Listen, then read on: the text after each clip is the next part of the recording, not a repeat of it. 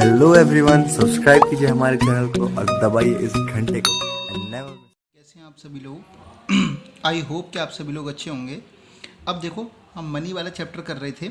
इस मनी वाले चैप्टर में जो इम्पोर्टेंट क्वेश्चन है, जो प्रीवियस ईयर्स में बोर्ड के एग्जामिनेशन में पूछे गए हैं, हम जरा उन क्वेश्चंस को थोड़ा सा देख लेते हैं। ठीक है, तो इसमें पहला क्वेश्चन क्या बोला गया, व्हाट आर डिमांड डिपॉजिट्स।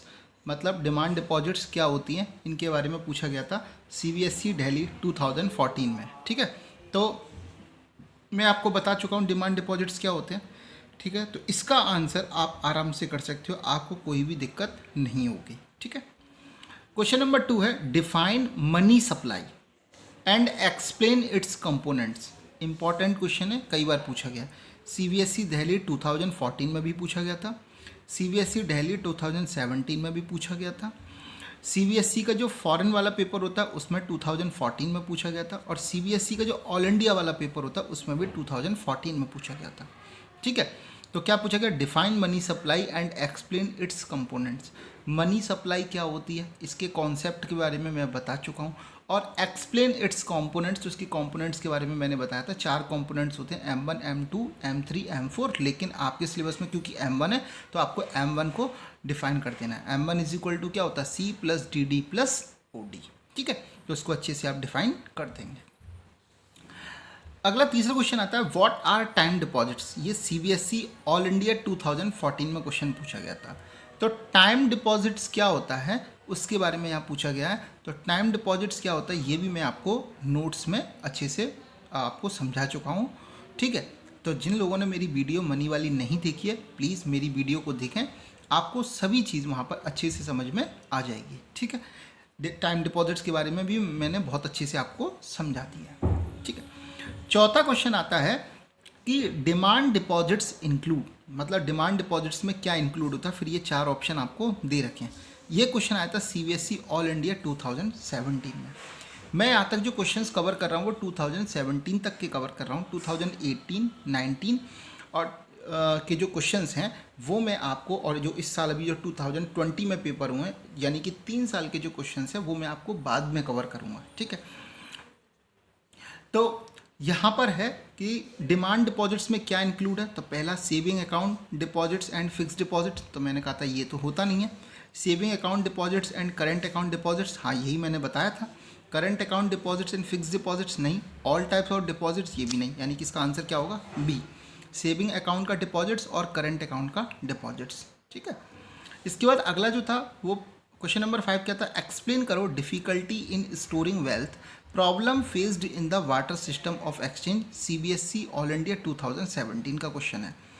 इसमें क्या बोला गया था, बोला गया है कि वाटर सिस्टम में डिफ़िकल्टी इन स्टोरिंग वेल्थ, इसे क्या बोलते हैं, इसे और भी क्या बोलते हैं। तो वहाँ पर मैंने आपको हेडिंग लिखाई थी, डिफ़िकल्टी ऑफ स्टोरिंग वैल्यू। मतलब किसी भी मतलब कि यहाँ का इसका मतलब मैंने बताया था सेविंग करना, मतलब सेविंग करने में वाटर सिस्टम में क्या आती है, दिक्कत आती है, ये मैं बता चुका था। ठीक है, तो क्वेश्चन नंबर 5 में यही बताना कि वाटर सिस्टम में जो सेविंग करने में क्या क्या दिक्कत आती हैं। ठीक है, ये वाली हेडिंग्स भी मैं बहुत अच्छे से आपको डिफ़ाइन कर चुका हूँ, बहुत ही अच्छी से आपको चीज़ों को समझा चुका हूँ। ठीक है, तो जिन लोगों ने मेरी वीडियो नहीं देखी है प्लीज़ मेरी वीडियो को देखें, अच्छे से देखें, आपको चीज़ें सब समझ में आएंगी। अगला क्वेश्चन है define money list it's components. मतलब मनी क्या होता है, मनी की डेफिनेशन क्या होती है, और लिस्ट इट्स कंपोनेंट मतलब मनी के कौन कौन से कंपोनेंट्स होते हैं।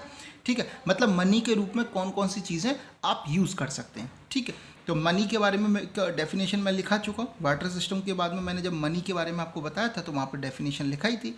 और मनी के रूप में किन किन चीज़ों को अगर आप देखोगे कौन कौन सी चीज़ें इंक्लूड की जा सकती हैं, तो मैंने यहाँ पर ब्रैकेट में लिख दिया कंपोनेंट्स ऑफ मनी आर। तो देखोगे सबसे पहले क्या यूज़ होता है, पहले के टाइम पे कॉइन्स यूज़ होते थे। ठीक है, गोल्ड के, सिल्वर के कॉइन्स यूज़ होते थे।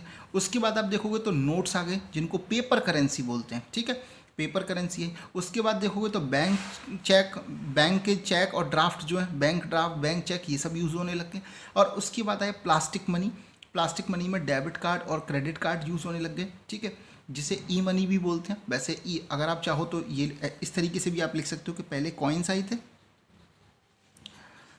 ठीक है। उसके बाद प्लास्टिक वो सॉरी पेपर मनी आया, और पेपर मनी में आप नोट्स लिख सकते हो। उसके बाद आप देखोगे बैंक के चेक और ड्राफ्ट हो गए, बैंक चेक ड्राफ्ट।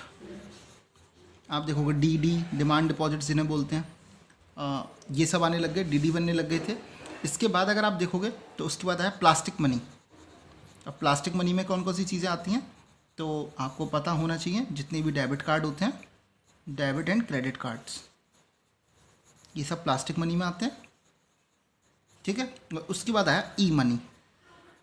ई मनी में क्या है, इलेक्ट्रॉनिक ट्रांसफ़र जो आप लोग कर लेते हो एक अकाउंट से दूसरे अकाउंट में, तो ये सब क्या मनी के कंपोनेंट्स हैं, ठीक है। आप ये चाहो तो इस तरीके से भी लिख सकते हो, और ये चाहो तो इस तरीके से भी इन चीज़ों को याद करके लिख सकते हो, ठीक है।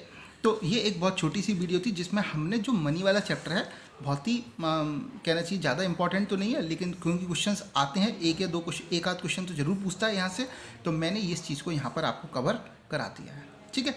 आई होप कि आपको मेरी वीडियो पसंद आई होगी। अगर मेरी वीडियो पसंद आई है तो प्लीज़ मेरे चैनल को सब्सक्राइब कर लो, बेल आइकन का बटन प्रेस कर लो ताकि नोटिफिकेशन मिलती रहे, और प्लीज़ कमेंट करके बताओ कि मेरी वीडियो जो है, मेरा पढ़ाने का तरीका आपको कैसा लगता है, ठीक है। Thank you, bye bye.